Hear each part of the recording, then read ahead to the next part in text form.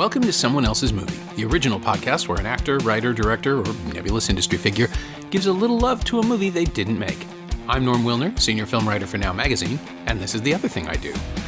My guest this week is Krysty Wilson-Cairns, a screenwriter whose credits include Showtime's Penny Dreadful and Edgar Wright's upcoming Last Night in Soho. She's also the co-writer of Sam Mendes' World War I drama 1917, which opens theatrically on Christmas Day. Krysty picked Shallow Grave, the 1994 indie that marked the first cinematic collaboration of director Danny Boyle, screenwriter John Hodge, actor Ewan McGregor, and producer Andrew Macdonald, though Christopher Eccleston and Carrie Fox are just as essential to it. McGregor, Eccleston, and Fox play three Edinburgh flatmates who take in a fourth, who promptly dies, leaving them with a corpse and a suitcase full of cash. Naturally, being reasonable people, they decide to dispose of the body and keep the cash, which proves to be the first step on a very slippery moral slope. A perfect noir premise executed with nervous energy and dark humor, Shallow Grave was a sleeper hit that set its creative team on the road to bigger, bolder projects, including Trainspotting, which, come on. But this one was their first, and it'll always be a little special. This is Someone Else's Movie. So, Shallow Grave is one of my favourite films. I watch it every year. And I think it resonates so much with me. Well, first of all, I'm Scottish. And it was a film set in Scotland, but it didn't have a tartan element. Do you know what I mean? A lot of the times films set in Scotland have to be about being Scottish or whiskey or some battle, whereas this was just an interesting, twisted thriller in which the people happened to be Scottish. Right, yeah. The other thing that really drew me to it was that the female character in it wasn't a good human being. Like, she was a bad person, and that was pretty rare at the time. It was rare to see female superheroes or female villains. It was rare to have any sort of complex female character, and so I remember watching it and being like, oh, this is something different. It's also twisted and funny and dark and messed up, all the things I hope I am. And so yes, that was how I chose it. And so I was frankly stunned to realize, looking it up just for a couple of clarification points, it's 25 years old. I know, it's crazy that, isn't it? 1994. I saw it then. Did you? Which means I'm very old. Well, it came to Canada a few months later, but it was already building. When it arrived, it was this was sort of peak Tarantino. Pulp Fiction had just hit. Everybody was excited about the new places people were taking thrillers and noir and all of that. Yeah. Well, it came out, I wouldn't say what age I was, but I was too young to see it in the cinema. Well, I was going to say. I saw it in VHS. My grandmother rented it from Global Video, like round the corner from me. And because my grandparents and my mum never believed in the idea that you were too young to watch anything. So I saw Silence of the Lambs when I was like 12, and it permanently scarred me. And I guess a part of this film scarred me as well when I was really young. So the first time I would have seen it, 1994, I'd have been like maybe, say it came out in 95, like 9 or 10 when I saw it. Like too young to watch it, and I remember being absolutely terrified by the ending when he gets stabbed and it goes through the boards. Yeah. And I remember also, like, when I saw it again, probably when I was like 14 or 15, when I watched it as if I was watching a film that I wanted to watch rather than a film that I was too young to see, it had like a profound difference. I remembered everything so different. I remembered that the horror scenes being way more kind of horrifying. Sure, your brain fills it in. Yeah, exactly. You fill in all the gaps. I thought it was like a real bloodbath at the end. But actually, the action's just used to further character development. Yeah, I love the twist, and I mean, it's one of the smartest thrillers out there, and I think it's sort of always overlooked. Yeah, I mean, I'm constantly surprised to find it in the Criterion Collection. I own it. Yeah. I have the Blu-ray, and yet every now and then I'll be going through the stack and, oh, that's right, that's in there. And the joy of it is that, it doesn't feel 25 years old. It's maybe a couple of things. It's really kind of timeless. I mean, there's a few bits in it like that feel a bit 90s. Like some of the jokes, the giant mobile phones. Yes. Like that bit kind of orientates it in time. But the story, the characters, where it was shot in Edinburgh as well. I'm not from Edinburgh, I'm from Glasgow, but it was a lot of that's really kind of like, it could have been London, it could have been New York. It just had that anonymous city feel. Yeah, generic urban brownstone feel. Just generic kind of like where a lot of people are kind of drawn together and thrown together in close quarters. It also, what they managed to do, it's a really short movie. It's the script as well. I read John Hodge's script later, obviously. I've never managed to read the shooting script, which I would always like to have done, but I read one of the scripts that were issued online, so like I kind of retroactively typed after, and it is very austere. It's really to the point, and it's a bit ruthless, and that I think good writing should be like that, and especially when it comes to screenplays. Like, you should be able to paint a visual picture, but never go like mad with, you know, purple prose. Yeah, the film itself too is a sprint. Yeah, right? Just that opening 100%. shot that moves through the streets, which at that time was still sort of novel. Although I remember, I think The Professional used almost exactly the same approach for its opening credits. It must have, right around the same time, and then there's Killing Zoe on the other side that also starts. But it was in vogue, and of course Trainspotting would sort of perfect that hurdling activity. It was funny because I remember reading, I think Danny Boyle's like one of the greatest British film directors. Like, he's just incredible. I love the work he's done, I mean, throughout his career. Oh yeah. But I think I read an article in which he talked about how his father would always say, but it's not Shallow Grave. Yeah. And I actually feel the same way. Like, I love Trainspotting. I think it's a great film, but there's something about it. It's just not Shallow Grave. And I would never say that to Danny Boyle. Not in a way that was in any way condemning Trainspotting, but just that I think there's something about that first film that's just really wild and audacious and fun. Yeah, I think it's the purity of the execution, right? Yeah. I mean, he has nothing to prove and everything to prove. Yeah. And Hodge's script is so, it's merciless. Oh, it is merciless. The whole film is the score as well. Like, everything sort of, it doesn't feel like a first-time filmmaker at all. Like, it doesn't feel, do you know what I mean? It doesn't feel like someone's debut or anything like that. It feels so accomplished. It feels like the 10th film someone's made in their career because it's so unbelievably streamlined. And the performances in it are fantastic. I was going to say, and this is the result. Like, I think both the execution of the film and the quality of the performances is the result of him deciding they all needed to be roommates. As the story goes. Yeah, that's it. And I mean, the idea of putting all these people together, it was quite funny. I used to live with two guys, and we are all very good friends still. But we used to feel like we were a bit shallow gravy and everything, like, because we would occasionally kind of devolve into being like, no, I would 100% murder you, right. and then flee to Brazil, which is just what I think is the sort of usual twisted sort of British flatmate etiquette. There's not so much like, I love you so much, I hope our families grow together. It's more like, oh no, I know how I'll kill you. Help me or I'll murder you. Yeah. It's the film that I think of, weirdly enough, for no particular reason at all, except that I connect it in my brain, is Withnail and I. Yes. Oh my God.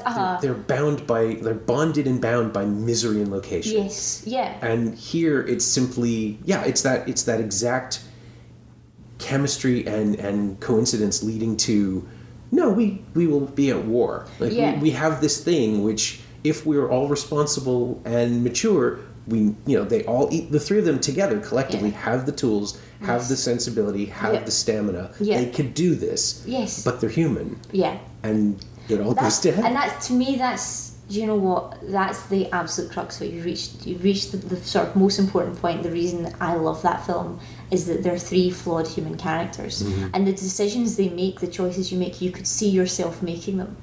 Maybe not so much Christopher Eccleston's, but he goes the extra mile. Yeah, Ewan McGregor. Like, everyone else in it, you can kind of see, you can be like, oh no, there's a version of me in which I do that.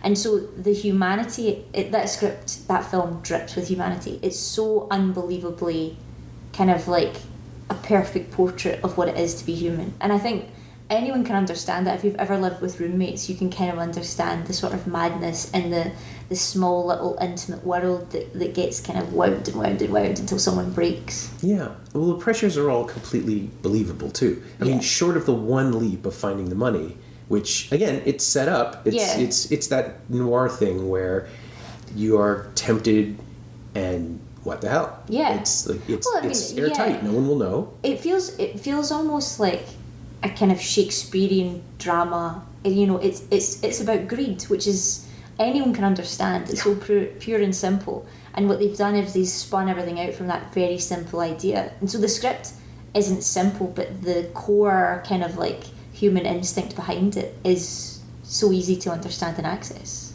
Yeah, and you mentioned up at the top that Carrie Fox was surprising to you and that she was just as awful as everyone else. Yeah, exactly. But structurally we expect her to have the greater morality also because she's a doctor and therefore is supposed to be concerned with these things. But what I love about, I know a few people that are doctors and they're usually very, very intelligent, and that lends itself to being very rational, which doesn't always lend itself to being very good.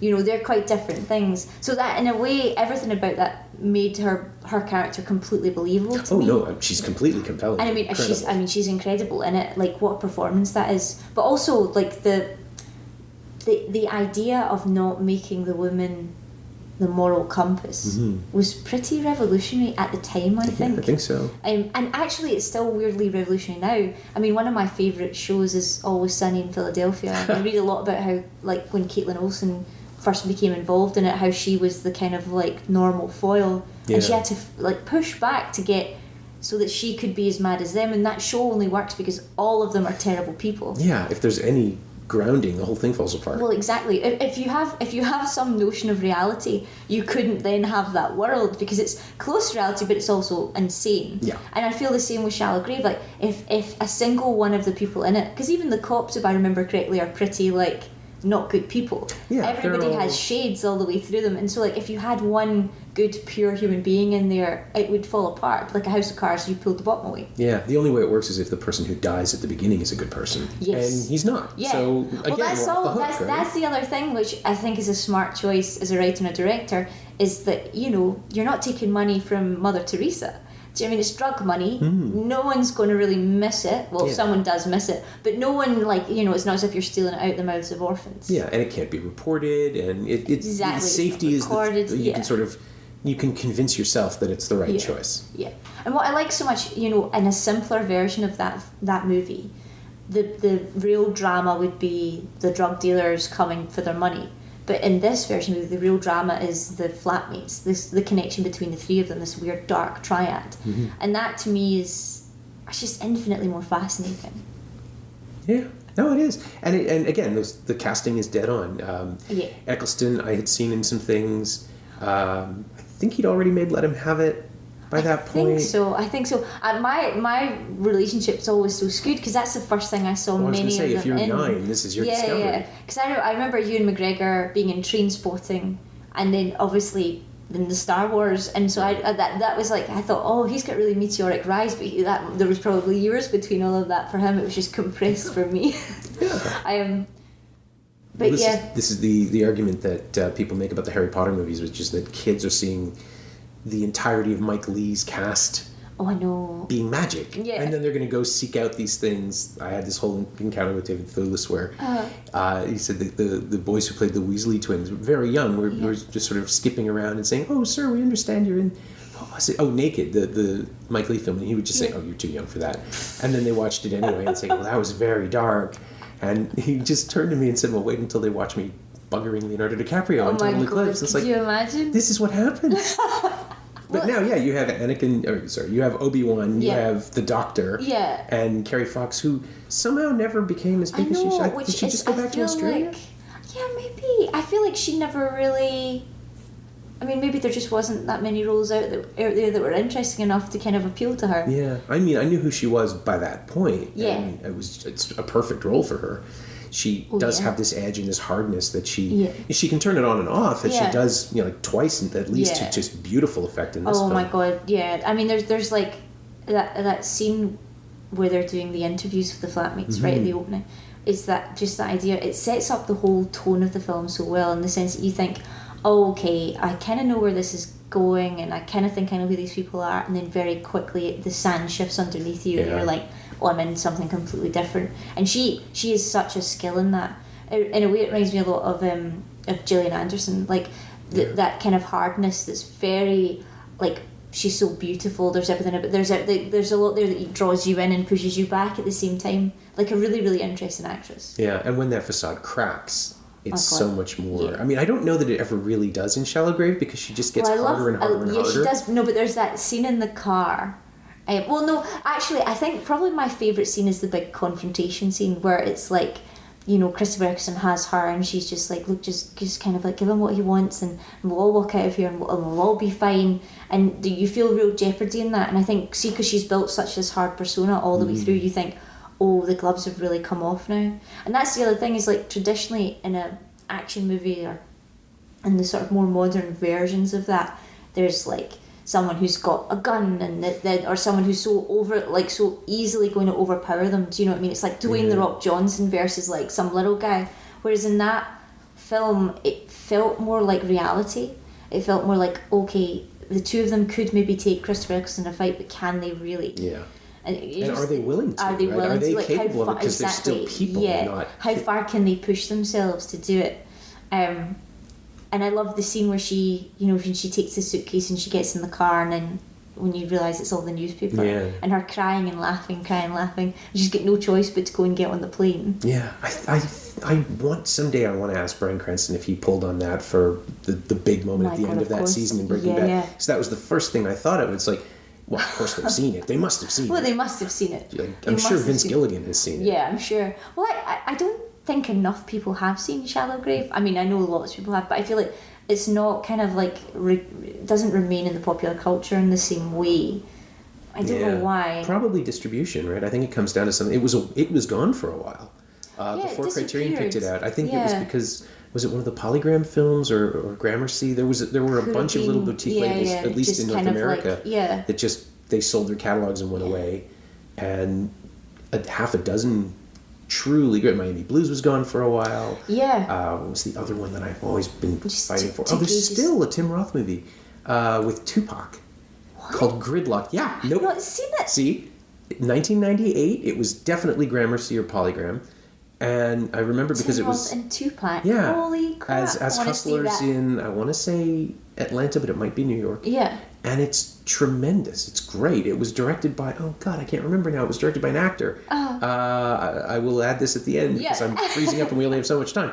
But yeah, no, nobody knows about it. And it's this marvel of tiny, authentic... Vondie Curtis Hall directed it. Okay. There we go. Vondie, if you're listening, please get that out again. But that's a film it's 20 years old now, and it's ripe for rediscovery. And I can't believe that the fact that Tupac Shakur probably gave his best performance in this film, just hasn't brought it back, but I think it's simply a rights issue. Wow. And Shallow Grave, like anything from 1991 to 1997, 8 could have been lost forever, and we're just so lucky that these things got pulled back out. Yeah, that's it. And I think as well, like, with the, it took ages, I think, for it to come out into DVD.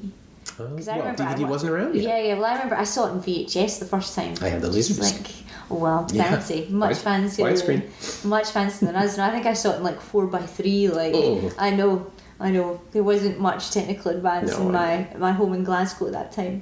But I remember watching it in that, and then I think I was in HMV when it was closing down, and I saw a DVD of it, and I was like, oh yes, finally something to own.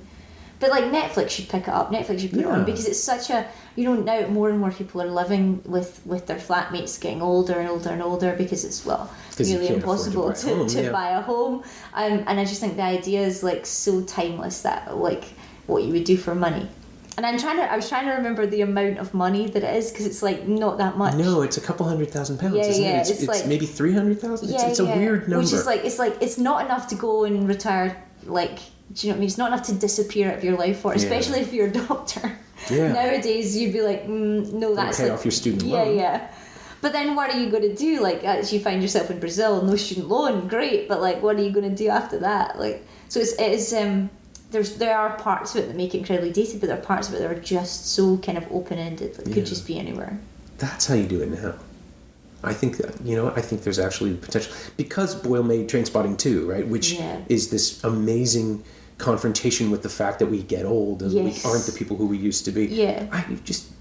I would love to see a drama about Carrie Fox's character now. Just my God, where maybe she's not in Brazil, but she's somewhere. Happy to write that if you're out there in Danny Boyle. I'm sure John Hodges will have first dibs, but I'm available. I mean, that's actually not an impossible pitch, right? Like, that's an interesting, and you don't even have to drop it. You could even release it in a way that is a stealth sequel. Let people make the connection themselves. Yeah, don't announce Shallow Grave 2. What would she be doing? I mean, she'd probably be like doing some sort of backstreet surgery on gangsters in Brazil, wouldn't you? Yeah, because now she'd imagine she's lived that life. Yeah. Right? She arrives with street cred. She's not afraid of blood or knives. Or maybe she's running a gang. I'd watch that. I would watch that. I mean, I would 100% write that. That's a Netflix also. series now. Oh, yeah. Like Narcos, but much more bad. Narca. I like that. One woman, one gang. I can see it. And maybe McGregor shows up at the very end. Yeah, just to sell it. He won, right? He kept the money. Yeah, he kept the money. Remember, because he's stabbed, and then they do that amazing shot where you think he's dead. Yeah. They take a picture of him and everything like that, and then he's like, and they pull the knife out, and the camera goes through the to show you the blood dripping onto the money. The blood dripping onto the money, and him laughing. Signature. That beautiful laugh. And then what's the song that plays at the end? Oh, God, what is it? It's like such a great, like, old-fashioned fuck you song. Oh, sorry, can I swear? No, absolutely. Okay, such a great old-fashioned, like, fuck you song. I wish I could remember it. Happy Heart, that's what it is. Yes, that's right. It's just, I remember watching that, and it would have been maybe like the second time I'd watched it, so not as a terrified child. I was going to say, this is like, if you're watching this at 9, it's like, this is how adults behave. Yeah, I was like, oh my God, I'm afraid of money and grown-ups. But just the idea of like that amazing song kicking in and just being like, oh my God. It was like one of the films that made me want to work in film. But the films that made me want to work in film are all pretty weird. Mm-hmm. Like, they're not kind of like traditional masterpieces. I hear this a lot, though. It's the ones that push things. It's the ones that show people that you could do this. Yeah. Not just here is a film about a very important issue that we're all going to think about. Of course. It's you can make a movie where all of this, like, this insane pinball machinery is packed together. Yeah. And it's alive. And you could do this if you came up with a way in. Well, yeah. And then people walk out and go, I think I could do that. Not that, but something like that. Yeah. Well, that's it. And I think also some of the I mean, some of the films that made me want to work in film are actually just bad movies. Okay. Like Charlie's Angels 2 Full Throttle made me want to work in movies. And it's not objectively a fantastic film, but I remember watching it and being like, wow, it looked like they really had fun. I really want to be a Charlie's Angel, or I want to work in film. And so, in a way, Shallow Grave did that as well. I was like, wow, this looks amazing. This is like transportative. It's like you're understanding what it is to live someone else's life, and that, I suppose, was just like an automatic instinct out of greed. I wanted to live many lives, and I thought, well, as a writer, I have the chance to do it by working in film. Yeah, I mean, it does. I was trying to figure out why there are some movies that feel like parties that invite you in. Yes. And this is one of them, because we are allowed to vicariously enjoy everything that happens, including the betrayals, without any damage to ourselves. Yeah. But it's a film where you can root for literally anyone. Yes. And not be entirely wrong. Yeah. And not be, and you can feel a little dirty about it too. Like we said before, there's no good person in there. And because there's no good person in there, then you're allowed as the audience to bring your own stuff to who you root for. Yeah. So I remember obviously rooting for Kerry Fox's character because, like, as a young woman, and there was so much I responded to and identified with her. And then, like, as the film progresses and you realise that she's become a terrible human, you jump to Ewan McGregor's character. I mean, I was never for Krysty Wilson, although I felt profound sympathy and sorrow for him because I felt like he was just losing his mind. But so, like, and so it is very cleverly tailored to suck you in. Like, everything about it draws you in. Everything about it makes you lean forward in your seat or in your chair. Mm-hmm. I think the secret is too that if everyone's bad, then we get to be the best people. Well, we get to sit outside and not judge exactly, but just think, I probably would have figured that out. There's also something to be said about, like, that cathartic watching people do bad things on screen. Mm-hmm. It is incredibly satisfying when someone does something bad exceptionally well. So, like, when after everything bad that's happened to you, McGregor, when you see that money beneath him, drenched in his blood, you do feel like, oh yeah. Yeah, he earned it. Yeah, he earned it. He won. Yeah. And, like, ultimately that's what it is. It's like a kind of, like, evil competition in that you want to just watch it and it's satisfying again and again and again, even though you do know how it ends. It's a movie that actually stands up to rewatching. It's very well done. There's, like, little moments, little giveaways, little character ticks. Yeah, you get to watch the pieces fit together this time. Exactly. Right? Yeah. The first time you're just kind of wowed. The first time for me I was just kind of terrified. The second time I was just kind of wowed, and the third time I was like, oh, okay, this is a smart film. Like this is how you construct a character-driven thriller. Yeah, and so this brings us to the other question of the podcast, which I've been trying to figure out whether there is a direct connection to 1917.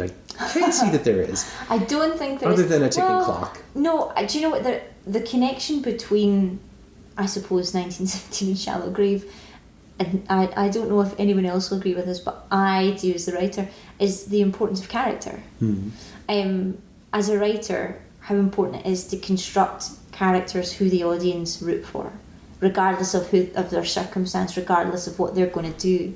I mean, in 1917, there's a good chance that, if not Blake, but Schofield has definitely killed people. And that can sometimes make it hard to root for a person that's done it. But the fact that he doesn't want to keep doing it, the fact that he hates being in the war and everything like that, I think is the stuff that you latch onto as the audience. So, like, even though they share very, very little, the onus on writing good characters I picked up from Shallow Grave, and I obviously wanted to make that in my own work. Is there another way that you sort of lifted or borrowed or outright stolen from Shallow Grave? Something else? Not now really. That we've pitched the sequel, obviously. No, well, of course I've pitched the sequel, so that is 100% theft. And I will, of course, my lawyer is and can be contacted. That you'll add that into the podcast, absolutely. right? I want to see the show. No, not for 1917, but in my other scripts I've been writing, there's always sort of elements of all the films that you love and all the films that have kind of made it into your brain, and the ones you watch again and again and again. And in some of the TV shows that I've worked on or that I've pitched, I've always said, it's the lives of others meet Shallow Grave is a pitch I gave literally last week. And so it's there, it's always somewhere under, like, just kind of right underneath the subconscious, working its way out. I'm always trying to make a film that I feel is as good as Shallow Grave. Right, it's the goal, it's the optimal form. Exactly. You're trying to make a film that hopefully 25 years from now you'll be talking to another young writer and they might bring it up 1917. I'd be pleased about that. Yeah. And then I'll say, oh, you should see Shallow Grave. Yeah, exactly. It's got so much in common. My thanks to Krysty Wilson-Cairns, whose new film 1917 opens theatrically on Christmas Day. You can also imagine how hard it was for me not to ask anything about Edgar Wright's Last Night in Soho, coming in 2020. Thanks also to Rebecca Schultz. She knows what she did. You can find Krysty on Twitter at WeWriteAtDawn, all one word and an amazing handle, and you can find Shallow Grave on Blu-ray and DVD in the Criterion Collection in a fine special edition that includes a fun retrospective interview with the cast. It's also available on iTunes and Google Play. As always, you can find me on Twitter at Norm Wilner and elsewhere on the internet at nowtoronto.com. You can also find this podcast on Twitter at Semcast, SEMcast, and on the web at someoneelsesmovie.com. Our new theme song is by The Last Year. If you like it, or this show in general, please say so. Leave a review on Apple Podcasts or Google Podcasts or wherever you've been listening to the show. Every little bit helps, it truly does. And check out the other podcasts on the Frequency Network. They're pretty good. Thanks for your support, and thanks for listening. We'll be taking next week off, but the show will be back January 7th.